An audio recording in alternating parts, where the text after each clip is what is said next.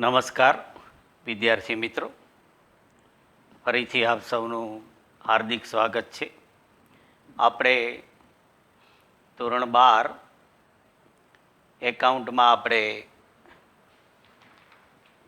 ભાગીદારી પેઢી જે છે એનું પુનર્ગઠન આપણે ચોથું પ્રકરણ જે છે એ આપણે શીખી રહ્યા છીએ. બરાબર,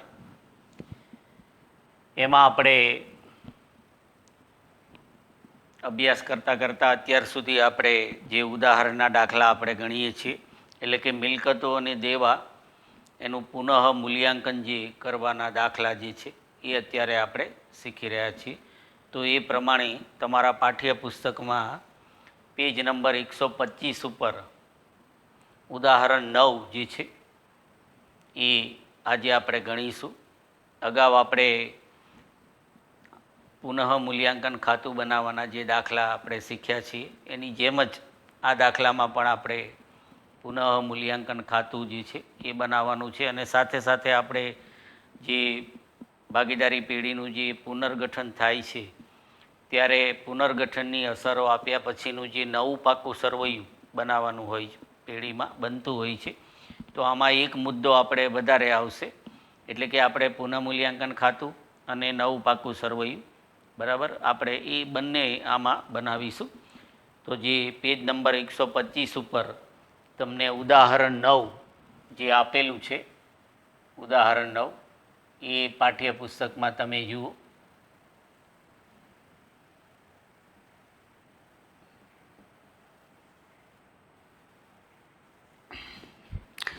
તો આપણે સૌથી પહેલાં જે રકમ આપી છે જુઓ, એમાં બે ભાગીદારો છે, હાર્દિક અને અલ્પેશ, એક ભાગીદારી પેઢીના ભાગીદારો છે. પછી એમનું નફા નુકસાનનું પ્રમાણ આપેલું છે, બરાબર, 5:3. પછી એમણે નફા નુકસાનની ફાળવણીનું પ્રમાણ બદલી અને નવું પ્રમાણ જે રાખ્યું 3:2, એટલે કે એમના નફા નુકસાનના પ્રમાણમાં ફેરફાર થયો છે. પછી કીધું કે તેથી તેઓએ તેમની પેઢીની મિલકતો અને દેવાઓનું પુનઃ મૂલ્યાંકન કરવાનું નક્કી કર્યું. તો નીચે આપેલી માહિતી પરથી આપણને કીધું પેઢીના ચોપડે પુનઃ મૂલ્યાંકન ખાતું તૈયાર કરો અને પાકું સરવૈયું તૈયાર કરો. બરાબર, એટલે આપણે અગાઉ જે દાખલા ગણ્યા હતા તો એમાં આપણે જે મિલકતો અને દેવાઓનું જે પુનઃ મૂલ્યાંકન થતું હોય તો એમાં આપણે આમનોંધ લખી અને આમનોંધ દ્વારા આપણે પુનઃ મૂલ્યાંકન ખાતું બનાવતા હતા. પણ આ દાખલામાં હવે આપણને આમનોંધ લખવાનું નથી કીધું. જુઓ, આપણને સીધું જ પુનઃ મૂલ્યાંકન ખાતું અને નવું પાકું સરવૈયું એ આપણને બનાવવાનું કીધું છે. તો આપણે એ રીતે, બરાબર, આ જે પુનઃ મૂલ્યાંકન ખાતું અને પાકું સરવૈયું જે છે પુનઃ મૂલ્યાંકન બાદનું એ આપણે બનાવીશું. પણ ખાસ આ અત્યારે આપણે દાખલા જે શીખી રહ્યા છીએ એ ખાસ આપણે આના પછી જે પ્રવેશ અને નિવૃત્તિનું જે પ્રકરણ છે તો ખાસ એના માટે આપણે પુનઃ મૂલ્યાંકન ખાતું છે કે નવું પાકું સરવૈયું જે બને છે, બરાબર, એ દાખલા એના માટે આપણે ઉપયોગી છે. બોર્ડની અંદર આ દાખલા, આ પ્રકારના દાખલા બોર્ડની અંદર સીધા પૂછવામાં નથી આવતા, બરાબર. પણ આ જે છે એ આપણે પુનઃ મૂલ્યાંકન ખાતું કેવી રીતે બને, બરાબર, અને એની અસરો આપ્યા પછી નવું પાકું સરવૈયું કેવી રીતે બને એ શીખવા માટે અહીંયા આપણે શીખી રહ્યા છીએ. આ પ્રકરણમાંથી બોર્ડમાં જે દાખલા પૂછાય છે એ ત્યાગ અને લાભનો જે 3 ગુણનો દાખલો છે, બરાબર, ત્યાગ અથવા લાભનો દાખલો જે આપણે આગળ ચાલી ગયા છે. એટલે એકમ કસોટી તમારી જે આવે છે આ મહિનામાં, તો એમાં આ પ્રકરણમાંથી તમારે ત્યાગ અને લાભનો એક દાખલો પૂછાશે, બરાબર. આ જે પુનઃ મૂલ્યાંકન ખાતું બનાવવાના જે દાખલા છે એ બોર્ડમાં પણ નથી પૂછાતા, પણ અહીંયા આપણે એને શીખીએ છીએ કે એ ખાતું કેવી રીતે બને છે, એટલે એ ખાસ ખ્યાલ રાખજો. તો દાખલામાં જો આપણને જે પાકું સરવૈયું આપેલું છે, બરાબર, તો એની અંદર તો આપણને, બરાબર, જે મૂડી અને દેવા બાજુ કે એ બધી માહિતી આપી છે, બરાબર. પણ અહીંયા તમે જુઓ તો આપણને જે મૂડી ખાતા આપેલા છે એની નીચે તમે જુઓ ચાલુ ખાતા આપેલા છે. એટલે ચાલુ ખાતા આપેલા છે એટલે એનો મતલબ શું થાય કે મૂડી જે છે એ સ્થિર છે, બરાબર. આપણે પહેલાં પ્રકરણમાં ભાગીદારીના જે, બરાબર, હિસાબો શીખ્યા તો એમાં ભાગીદારોના મૂડી ખાતા રાખવાની જે 2 પદ્ધતિઓ હોય છે, સ્થિર અને અસ્થિર. એટલે જ્યારે અસ્થિર મૂડી ખાતાની પદ્ધતિ હોય ત્યારે જે છે એ ચાલુ ખાતા તૈયાર કરવામાં આવતા નથી, પણ સ્થિર મૂડી ખાતાની પદ્ધતિ હોય, મૂડી સ્થિર હોય ત્યારે ચાલુ ખાતા હોય છે. એટલે જે ચાલુ ખાતા અહીંયા આપ્યા છે એનો મતલબ શું થયો કે મૂડી સ્થિર છે. એટલે જે આપણે પુનઃમૂલ્યાંકન ખાતું જે બનાવીશું એનો જે નફો કે નુકસાન આવે એ આપણે ચાલુ ખાતામાં જમા કરવાનો છે. આપણે જે મૂડીમાં જમા થાય એની જગ્યાએ એ નફો પાકા સરવૈયાની અંદર આપણે જે નવું પાકું સરવૈયું આપણે બનાવીએ તો એ ચાલુ ખાતામાં જમા થશે. એક એ આની વિશેષતા છે. બાકી તો બધું દેવા અને મિલકતો આપેલી છે અને મિલકતો અને દેવાના ફેરફારો જે છે બરાબર એ આપણને પાછળ આપેલા છે. વધારાની જે માહિતી છે પાછળ તમે જોશો પેજ ઉલટાવીને તો એમાં વધારાની જે માહિતી આપણને પેજ નંબર 126 ઉપર મિલકતો અને દેવાના ફેરફારો જે છે એ આપેલા છે. બરાબર. તો આ રીતે જે રકમ છે તો આપણે પુનઃમૂલ્યાંકન ખાતું તમારી બુકમાં પહેલાં બનાવો. આપણે વિગત રકમ એ રીતે આપણે પુનઃમૂલ્યાંકન ખાતું આવશે બનાવવાનું. તો વિગત રકમ પ્રમાણે આપણે પુનઃમૂલ્યાંકન ખાતું જે છે એ આપણે બનાવીએ અને નવું પાકું સરવૈયું જે છે એ પણ આપણે બનાવવાનું છે. એટલે આ રીતે વિગત રકમ એ રીતે પુનઃમૂલ્યાંકન ખાતું દોરો. ઉધાર જમા જુઓ અને વિગત રકમ રૂપિયા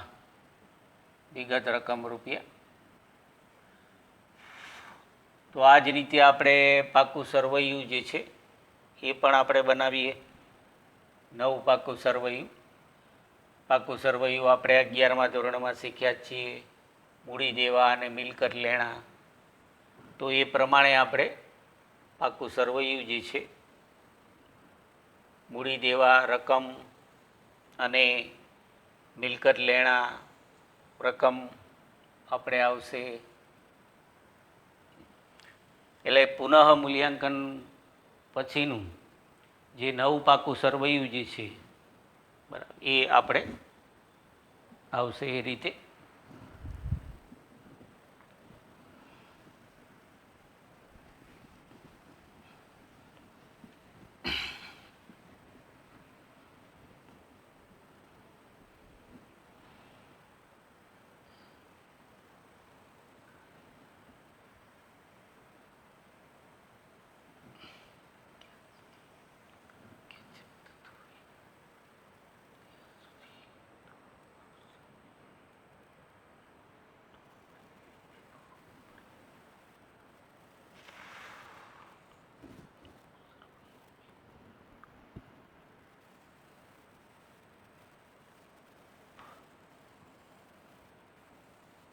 આ રીતે બરાબર નવું પાકું સરવૈયું આપણે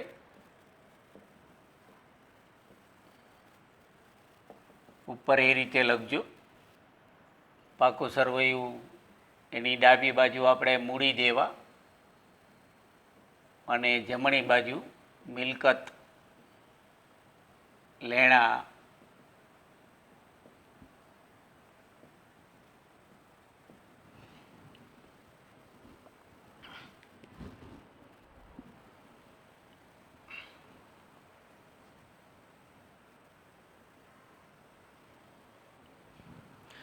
તો આ રીતે આપણે દાખલો ગણીએ. હવે સૌથી પહેલાં જો આપણે જે પ્રમાણે જે મિલકતો અને દેવાના જે ફેરફારો આપેલા છે એમાં સૌથી પહેલાં આપણને કીધું જ છે પાછળ કે જમીન અને મકાનની કિંમત જે છે એમાં 25% જે છે એનો વધારો કરવાનો છે. એટલે કે બંનેની કિંમત આ જમીન મકાન જો કે અહીંયા ભેગું જ આપણને આપેલું છે, અલગ અલગ નથી આપ્યું. એટલે જમીન અને મકાનની કિંમત જુઓ 2 લાખ છે તો 2 લાખ છે એમાં આપણે 25% વધારો કરવાનો છે. એટલે પેઢી માટે ફાયદો થયો કહેવાય. બરાબર. એટલે ખાસ જુઓ કે હવે આપણે આમનો નથી અહીંયા જો બરાબર બનાવતા. એટલે હવે આપણે પુનઃમૂલ્યાંકન ખાતામાં ડાયરેક્ટ અસર આપવાની છે આમનોંધ વગર. એટલે આપણે જે મિલકતો અને દેવામાં જે ફેરફારો થાય તો એમાં આપણે ફાયદો કે નુકસાન જોવાનું.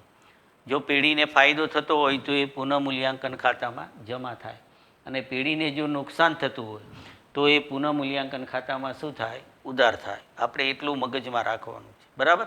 આમનોંધની જરૂર નથી. એટલે જેમ આપણે જોયું કે ભાઈ અહીંયા આપણને કીધું જમીન મકાનની કિંમતમાં 25% વધારો કરવાનો છે, તો એનો મતલબ શું થયો કે પેઢીની જે મિલકત છે એની કિંમત વધી, એટલે કે પેઢીને ફાયદો થયો. પેઢીને ફાયદો થાય છે તો એ પુનઃમૂલ્યાંકન ખાતામાં શું થશે, જમા થશે, અને એની કિંમત જે જમીન મકાન છે એની કિંમત વધે છે, એટલે એ એની નવી કિંમત છે એમાં આપણે એને ઉમેરવાનું રહેશે. બરાબર. એટલે જમીન મકાનની કિંમત જે 2 લાખ છે અને આપણને કીધું કે એમાં 25%નો વધારો થયો, એટલે 2 લાખના 25% એટલે 50,000 થાય. એટલે કે જમીન અને મકાનની કિંમતમાં આપણે બરાબર 50,000નો વધારો થયો, 2 લાખના 50 બરાબર 25%, એટલે 50,000નો વધારો થયો, એટલે કે 50,000 આપણો ફાયદો છે. તો એ ફાયદો છે એ આપણે ડાયરેક્ટ પુનઃમૂલ્યાંકન ખાતે શું કરવાનો, જમા કરવાનો. કારણ કે આપણે જો એની આમનોંધ બનાવીએ તો આમનોંધ શું થાય, જમીન મકાન ખાતે ઉધાર અને પુનઃમૂલ્યાંકન ખાતે જમા. એટલે ફાયદો છે એ બરાબર જે મિલકતો અને દેવામાં જે ફાયદો થતો હોય એ આપણે પુનઃમૂલ્યાંકન ખાતામાં જમા અસર આપવાની, ડાયરેક્ટ ખાતામાં આપણે એ રીતે નોંધવાનું. એટલે પુનઃમૂલ્યાંકન ખાતામાં એની નોંધ એ રીતે કરો કે ભાઈ જમીન મકાન ખાતે બરાબર 50,000, એટલે 50,000 આપણે ફાયદો છે, એટલે એ રીતે આપણે પુનઃમૂલ્યાંકન ખાતામાં એ જમા કર્યું. હા, અને જે નવું પાકું સરવૈયું અહીંયા આપણે સાથે બનાવીએ છીએ, તો પાકા સરવૈયામાં હવે જમીનની નવી કિંમત જે છે એ આપણે જે 50,000 એમાં વધ્યા, બરાબર. જમીનની જૂની કિંમત આપણને જૂના પાકા સરવૈયામાં આપી છે 2 લાખ, તો એમાં 50,000 વધ્યા, એમાં વધારો કરવાનું આપણને કીધું, તો એની નવી કિંમત હવે 2,50,000 એ આપણે નવા પાકા સરવૈયામાં લખી દેવાની. બરાબર. જમીન મકાન 2,50,000. તો આ રીતે મિલકતો અને દેવાઓની કિંમતમાં જે ફેરફાર થાય, જો મિલકતની કિંમત વધી હોય તો એમાં ઉમેરીને લખવાનું, ઘટી હોય તો બાદ કરીને લખવાનું. એ રીતે દેવાની કિંમત વધી હોય તો ઉમેરીને લખવાનું, ઘટી હોય તો બાદ કરીને લખવાનું. બરાબર. એ રીતે પછી બીજું આપણે જોઈએ તો બીજું આપણને જે કીધું છે કે ભાઈ ફર્નિચરની કિંમત જે છે એ આપણે 90% સુધી ઘટાડવી. 90% સુધી, એટલે અત્યારે ફર્નિચરની કિંમત આપણને પાકા સરવૈયામાં તમે જુઓ તો 40,000 આપેલી છે. બરાબર. એ 100% રકમ છે, તો એમાં 90% સુધી આપણે ઘટાડવી, એટલે કે 10% ઘટાડો, 10% આપણે એમાં ઘટાડીએ તો એની કિંમત 90% પર આવી જાય. બરાબર. જે શબ્દો છે એને આપણે બરાબર સમજવાના કે ભાઈ ઘટાડવાનું કીધું છે પણ કેવી રીતે ઘટાડવાનું કીધું છે. જે બરાબર ફર્નિચરની કિંમત આપણને 40,000 આપી છે એ 100% રકમ કહેવાય, તો એને આપણે 90% સુધી ઘટાડવાની, એટલે કે 10% એમાં આપણે ઘટાડીએ. બરાબર. એટલે 40,000 છે એના 10%, એટલે કે 4,000 આપણે ઘટાડીએ તો એની નવી કિંમત જે છે એ 36,000 થઈ જાય. એટલે કે ફર્નિચરની કિંમતમાં આપણે 10% શું થયા, ઘટ્યા, એટલે કે નુકસાન થયું. મિલકતની કિંમત ઘટી, બરાબર. આપણે જમીનની કિંમત વધી તો એને આપણે પુનઃમૂલ્યાંકન ખાતામાં જમા કરી, તો હવે ફર્નિચરની કિંમતમાં શું થયું, ઘટાડો થયો, એટલે કે પેઢી માટે નુકસાન છે, તો પુનઃમૂલ્યાંકન ખાતામાં એ શું થશે, ઉધાર થશે. બરાબર. એટલે હવે આપણે ફાયદો કે નુકસાન એનું ધ્યાન રાખવાનું. આમ નોંધ વગર આપણે ડાયરેક્ટ પુનઃમૂલ્યાંકન ખાતામાં એને નોંધવાનું છે. એટલે આપણે ફાયદો છે એ જમા કર્યો. હવે ફર્નિચરમાં નુકસાન છે, 4,000નું નુકસાન છે, તો આપણે એને ઉધાર કરીશું. બરાબર. તો એની અહીંયા ઉધાર અસર આવશે. એટલે પુનઃમૂલ્યાંકન ખાતામાં ઉધાર કરો કે ભાઈ ફર્નિચર ખાતે 4,000. બરાબર. એટલે કે ફર્નિચરની કિંમત 40,000 છે, એમાં 4,000 ઘટ્યા, એટલે એની નવી કિંમત 90% સુધી 36,000 થઈ ગઈ. એટલે એ નવી કિંમત આપણે નવા પાકા સરવૈયામાં અહીંયા લખી દેવાની. બરાબર. ફર્નિચર 36,000. તો આ રીતે મિલકતની કિંમત જો વધે તો ફાયદો કહેવાય, એ આપણે પુનઃમૂલ્યાંકન ખાતામાં જમા કરવાનું, અને મિલકતની કિંમત ઘટે તો નુકસાન કહેવાય, એ ઉધાર કરવાનું. એટલે આપણે હવે આમ નોંધ બનાવવાની જરૂર પડે નહીં. બરાબર. પછી આપણે આગળ ત્રીજું કીધું છે. ત્રીજું આપણને કીધું કે યંત્રોની બજાર કિંમત 72,000 છે, એટલે કે યંત્રોની આપણને સીધી નવી કિંમત જ આપી દીધી 72,000. તો હવે આપણે જૂની કિંમત જોઈએ તો જૂની કિંમત એની છે 80,000 જૂના પાકા સરવૈયામાં. તો એનો મતલબ શું થયો કે ભાઈ નવી કિંમત એની બજાર કિંમત 72,000 છે, તો જે જૂની કિંમત 80,000 હતી એમાં હવે ઘટાડો થયો. 80,000માંથી આપણે 8,000 બાદ કરીએ તો 72,000 થાય. બરાબર ને. એટલે કે યંત્રોની કિંમતમાં 8,000નું આપણે નુકસાન થયું ફર્નિચરની જેમ. એટલે એ નુકસાન છે એ આપણે પુનઃમૂલ્યાંકન ખાતામાં શું કરવાનું? ઉધાર કરવાનું જોઈએ. એટલે અહીંયા આપણે ઉધાર કરો કે ભાઈ યંત્રો ખાતે 8,000, બરાબર. એટલે કે 80,000 છે, એમાં આપણે 8,000 નુકસાન ગણીએ તો એની નવી કિંમત 72,000 થઈ. એટલે કે બજારમાં એની કિંમત 8,000 ઘટી ગઈ. એટલે હવે એની જે નવી કિંમત છે 72,000, એ આપણે નવા પાકા સરવૈયામાં અહીંયા લખી દેવાની કે ભાઈ યંત્રો, બરાબર, એની જે નવી કિંમત આપણને આપી છે, એટલે કે એની કિંમત 80,000 હતી, એમાં આપણે 8,000નો ઘટાડો કર્યો, બરાબર. તો જે ઘટાડો છે એ આપણે પુનઃમૂલ્યાંકન ખાતામાં ઉધાર કર્યો, કારણ કે એ આપણું નુકસાન છે, અને નવી કિંમત આપણે પાકા સરવૈયામાં લખી. પછી આગળ જોઈએ તો પછી આગળ આપણને કીધું કે આખર સ્ટોકની ચોપડે કિંમત બજાર કિંમત કરતાં 10,000 ઓછી છે. જુઓ, સીધું જ આપણને કીધું ભાઈ એની જે ચોપડે કિંમત છે, એટલે કે એની જે જૂની કિંમત છે એ બજાર કિંમત કરતાં 10,000 ઓછી છે. એટલે એનો મતલબ શું થયો કે ભાઈ એની બરાબર, એની જે બજાર કિંમત છે એ 10,000 એટલી વધારે છે. એટલે કે જે ચોપડામાં કિંમત આપણને આપી છે, જુઓ આખર સ્ટોક, એ 45,000 છે, બરાબર. તો 45,000 છે, એ એની જે બજાર કિંમત છે એના કરતાં 10,000 ઓછી છે.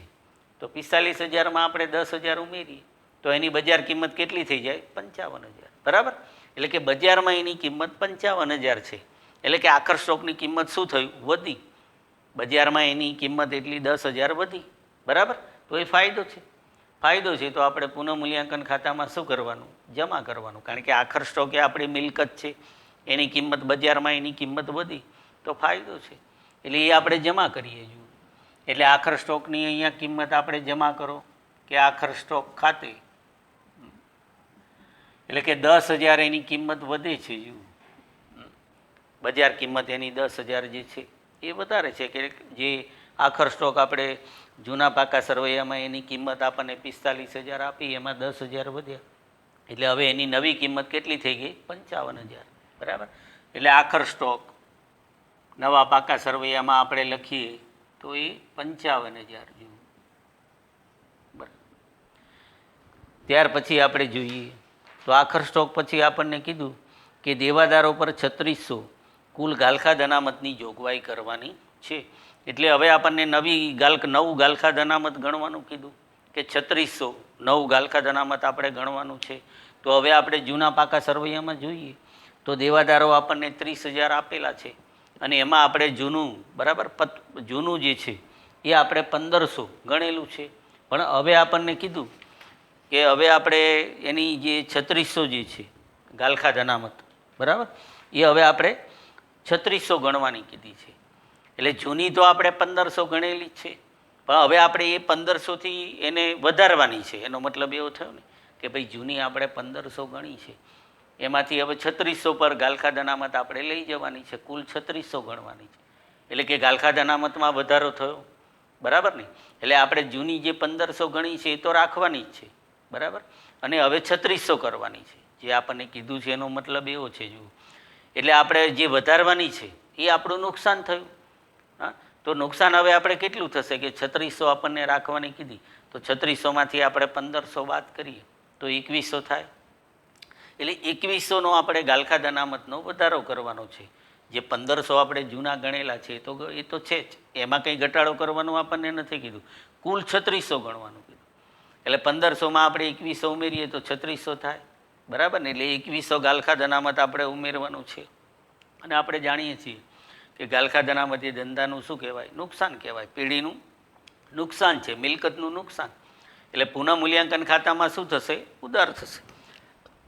એટલે આપણે એને પુનઃમૂલ્યાંકન ખાતામાં ઉધાર કરો ગાલખા અનામત. એટલે જે ગાલખા અનામતનો આપણે વધારો કરવાનો છે 2,100, બરાબર, એ આપણે ઉધાર કર્યો.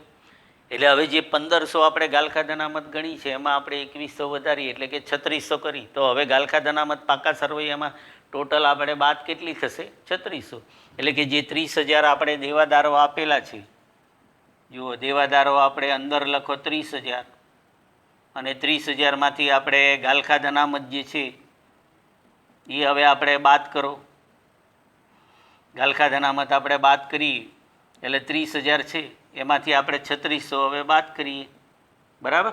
એટલે હવે 12 આપણે ચોખ્ખા દેવાદારો આપણને એ રીતે મળશે. એટલે 6 ને 4 10, 3 ને 1 બરાબર, 4 ને 6 10, એટલે 26,400 જે નવા હવે આપણે દેવાદારો જે છે એ આપણને 26,400 જે છે એ આપણને મળશે. પછી એના પછી આપણે આગળ વધીએ તો આગળ આપણને 6 નંબરમાં કીધું છે, જુઓ કે લેણદારોમાંથી 5,000ના લેણદારોના નાણાં હવે આપણે ચૂકવવાના નથી.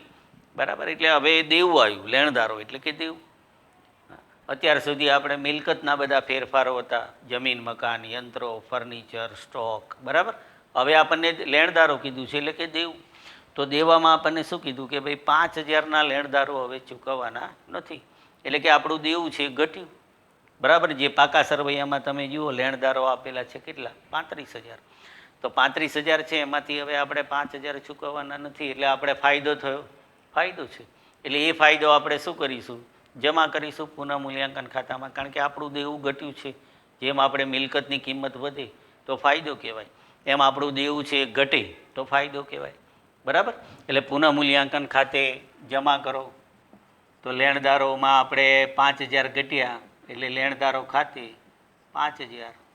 બરાબર, અને પાકા સરવૈયામાં આપણે નવા જે લેણદારો છે એ આપણે બતાવીએ તો 35,000 હતા, એમાંથી 5,000 ઘટ્યા એટલે હવે આપણું દેવું કેટલું થઈ ગયું?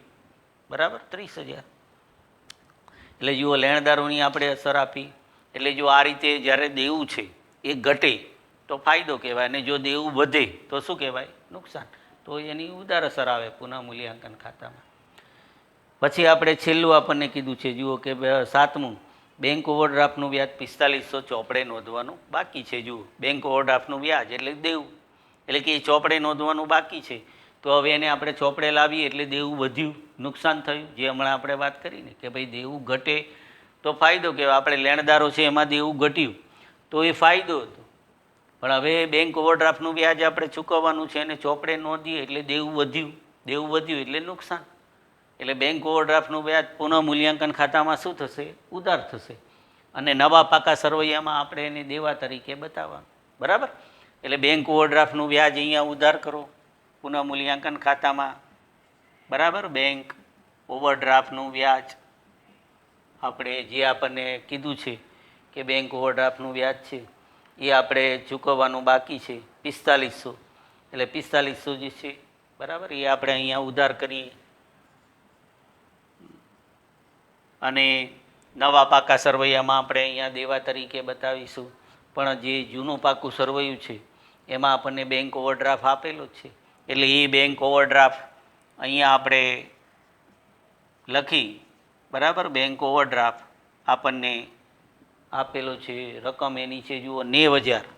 તો 90,000માં આપણે જે વ્યાજ ચૂકવવાનું બાકી છે એ આપણે એમાં ઉમેરી દઈએ, વત્તા વ્યાજ જે આપણને આ કીધું છે ને કે ભાઈ બેંક ઓવરડ્રાફ્ટનું વ્યાજ આપણે 4500 ચૂકવવાનું બાકી છે એમાં ઉમેરી દો. એટલે એ આપણે દેવા તરીકે આવી જાય. એટલે જુઓ એની નવી કિંમત આપણે દેવાની 94,500. આપણું દેવું વધ્યું એટલે કે નુકસાન થયું. એટલે આપણે પુનઃ મૂલ્યાંકન ખાતામાં વ્યાજ ઉધાર કરી અને એ દેવું આપણે એમાં ઉમેરી દીધું. એટલે જુઓ મિલકતો અને દેવાના જે કંઈ ફેરફારો આપણે હતા એ બધાની આપણે અસર આપી. તો આ રીતે જ્યારે આપણે પુનઃ મૂલ્યાંકન ખાતું જુઓ સીધું જ બનાવીએ આમનો જ વગર, તો ખાસ યાદ રાખજો આપણે ફાયદો અને નુકસાન જોવાનું છે, આમનો જની કંઈ જરૂર નથી. જો પેઢીને ફાયદો થતો હોય એટલે કે મિલકતની કિંમત વધતી હોય કે દેવું હોય એ ઘટતું હોય, ફાયદો થતો હોય તો જમા કરવાનું. અને જો નુકસાન થતું હોય એટલે કે મિલકતની કિંમતમાં ઘટાડો થતો હોય કે દેવાની કિંમતમાં વધારો થતો હોય તો એ ઉધાર કરવાનું. અને એ રીતે આપણે નવા પાકા સરવૈયામાં એ બધી અસર આપવાની. બરાબર, એટલે જે મિલકતો અને દેવામાં જે ફેરફારો હતા એ પ્રમાણે આપણે નવા પાકા સરવૈયામાં જે ફેરફારો હતા એ બધી અસર આપી. હવે આપણે શું કરવાનું કે જે જૂનું છે, જે જૂનું પાકું સરવૈયું છે અને એમાં જે વિગતો આપણને આપી છે કે જેમાં કોઈ ફેરફાર નથી, બરાબર, એ તો આપણે યથાવત એનું એ જ લખી દેવું પડે. એટલે તમે જૂનું પાકું સરવૈયું તમે જુઓ તો એમાં સૌથી પહેલાં આપણે મૂડી દેવા બાજુ તમે જુઓ તો સૌથી પહેલાં મૂડી આપી છે. તો મૂડી તો સ્થિર જ છે, એમાં તો કોઈ ફેરફાર થવાનો નથી. બરાબર, આપણે જે પુનઃ મૂલ્યાંકન ખાતું બનાવ્યું આનો જે નફો આવશે એ આપણે ક્યાં લઈ જવાનો છે? ચાલુ ખાતામાં. એટલે મૂડી તો સ્થિર જ છે. એટલે મૂડી આપણે જે આપી છે એની એ શું કરવાની, અહીંયા બેઠી આપણે લખી દઈએ. એટલે બંને ભાગીદારોની જે મૂડી આપી છે હાર્દિક અને અલ્પેશ 1,10,000 અને 90,000, તો એ મૂડી ખાતા અહીંયા જે આપ્યા છે એ પ્રમાણે લખી નાખો, કારણ કે મૂડી તો આપણે સ્થિર જ છે. એટલે જુઓ હાર્દિક અને અલ્પેશ, બરાબર. હાર્દિકની મૂડી આપણે 1,10,000 છે અને અલ્પેશની મૂડી આપણે 90,000 છે. એટલે બંનેની કુલ મૂડી જુઓ 2 લાખ છે. તો બંનેની કુલ મૂડી 2 લાખ, જે સ્થિર મૂડી આપણને આપી છે આપણે બેઠી લખી નાખી. પછી જે ચાલુ ખાતા છે તો એમાં આપણે જે નફો આનો આપણે વેચીશું એ અહીંયા ઉમેરાશે, એટલે એ આપણે હમણાં પછી લખીએ. પછી એની નીચે તમે જુઓ લેણદારો છે તો આપણે આવી ગયું. પછી બેંક ઓવરડ્રાફ્ટ છે તો એમાં જે ફેરફાર થયો એ આપણે આવી ગયો. પણ એની નીચે આપ્યું છે જુઓ ચૂકવવાના બાકી ખર્ચા, એટલે એમાં કોઈ ફેરફાર છે નહીં, એટલે એ આપણે બેઠું લખી દેવાનું, બરાબર, જે છે એમ. એટલે ચૂકવવાના બાકી ખર્ચા અહીંયા છે એમ જ આપણે લખી દઈએ. એટલે જુઓ ચૂકવવાના બાકી ખર્ચા 3500, બરાબર. તો એ આપણે લખી દીધા. હવે આપણે મૂડી અને દેવા બાજુ જેમાં ફેરફાર નથી એ બતાવ્યું. હવે મિલકત લેણા બાજુ જાઓ તો એમાં આપણે ચેક કરી લેવાનું. જુઓ જમીન મકાન તો એ આવી ગયું. યંત્રો તો યંત્રો પણ આપણે આવી ગયા ફેરફારમાં. પછી ફર્નિચર તો એ પણ આપણે આવી ગયું. પછી આપણે રોકાણો, જુઓ રોકાણોમાં કોઈ ફેરફાર આપણે છે નહીં, એની કિંમત વધી ઘટી એવી કોઈ માહિતી નથી. એટલે રોકાણો જે છે એ આપણે આમાં એને જે આપ્યા છે 60,000 એ કિંમતે જ આપણે લખી દેવાનું.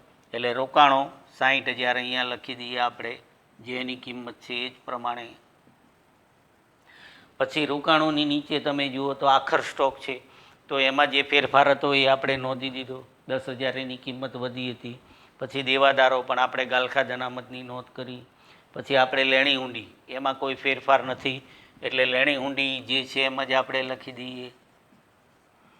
એટલે આ રીતે જુઓ પુનર્ગઠનમાં જેમાં પછી ફેરફાર ન હોય એ આપણે એમ જ લખી દેવાનું. જુઓ લેણી હુંડી 15,000 છે તો 15,000 આપણે લખી દીધું. પછી આપણે મળવાની બાકી આવક તો એ પણ આપણે સેમ છે એમ જ લખાશે, બરાબર. જો મળવાની બાકી આવક તો એ આપણું જે લેણું છે એ પણ કાયમ રહે છે એનું એ જ, એમાં કોઈ ફેરફાર છે નહીં, બરાબર. કોઈ નવું લેણું એમાં આપણને આપેલું નથી ઉમેરવા જેવું, બરાબર.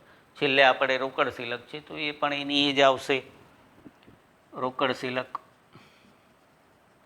એટલે રોકડ શિલક આપણને 1,10,000 આપી છે. તો આ રીતે જુઓ જ્યારે આપણે પુનર્ગઠન વખતે જ્યારે આપણે પાકું સરવૈયું તૈયાર કરવાનું હોય ત્યારે મિલકતો અને દેવામાં જે ફેરફાર હોય એની બધી અસર એમાં આપવાની, બરાબર. અને જેમાં ફેરફાર નથી એ બધું યથાવત એ જ રીતે લખવાનું છે, બરાબર. તો હવે આપણે પુનઃમૂલ્યાંકન ખાતું આપણે બંધ કરીએ, કારણ કે હજી આપણે એ ખાતું બંધ કરવાનું છે. એનો નફો કે નુકસાન આપણે પાકા સરવૈયામાં લાવીશું, પછી પાકું સરવૈયું બંધ થશે, બરાબર. એટલે પુનઃમૂલ્યાંકન ખાતું છે જુઓ, એમાં જે આપણે નોંધ કરી છે તો એ પ્રમાણે આપણે જોઈએ ખાતું બંધ કરવાનું છે. એટલે આ બાજુનો સરવાળો તમે જુઓ 65,000 છે અને આ બાજુનો સરવાળો કેવો છે, ઓછો છે. તો આપણે જમા બાજુનો સરવાળો જે વધારે છે એને આપણે અહીંયા બતાવીએ, ફાઇનલ કરીએ એને. એ 65,000 આપણે આ બાજુ લાવીએ તો એ 65,000 સરવાળો આપણે આ બાજુ લાવ્યા. તો અને એમાંથી આ જે સરવાળો આપણે છે એ આપણે એમાંથી બાદ કરવાનો. એટલે આપણને જુઓ જમા બાજુનો સરવાળો વધારે છે એટલે આ બાજુ જે તફાવત આપણને મળશે એ નફો કહેવાય. એટલે એ જે સરવાળો છે એ આપણે બાદ કરીએ તો અહીંયા આપણને 46,400 જે છે એ નફો મળે છે. જુઓ 46,400 એટલે પુનઃમૂલ્યાંકન ખાતાનો આ નફો મળ્યો. હવે આ જે નફો છે એ ભાગીદારો વચ્ચે એમના જૂના પ્રમાણમાં વેચાશે. આપણે અગાઉ પણ એ વાત કરેલી છે, ખાસ ધ્યાન રાખજો. અહીંયા આપણે દાખલાની અંદર ભાગીદારોનું જૂનું પ્રમાણ અને નવું બંને પ્રમાણ આપેલું છે, પણ પુનઃમૂલ્યાંકન ખાતાનો જે નફો કે નુકસાન હોય એ જૂના ભાગીદારો વચ્ચે જૂના પ્રમાણમાં જ વેચાય, એ ખાસ યાદ રાખવાનું.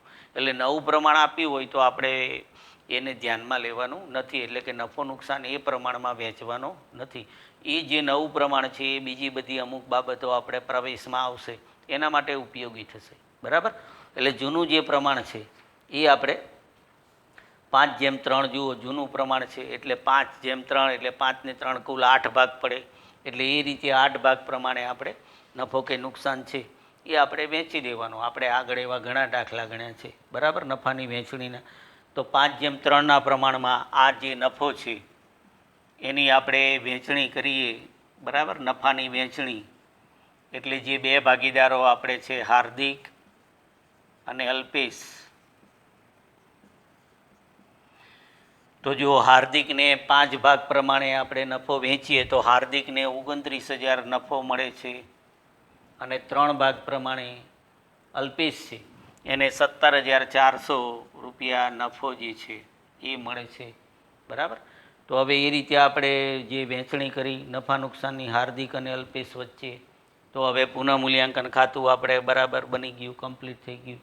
હવે આ જે નફો છે એ હવે આપણે સામાન્ય રીતે મૂડી ખાતામાં લઈ જવાનો હોય, પણ અહીંયા તો મૂડી સ્થિર છે, આપણને ચાલુ ખાતા આપેલા છે એટલે આપણે ચાલુ ખાતામાં એ નફો જમા કરી દેવાનો, એટલે કે ઉમેરી દેવાનો.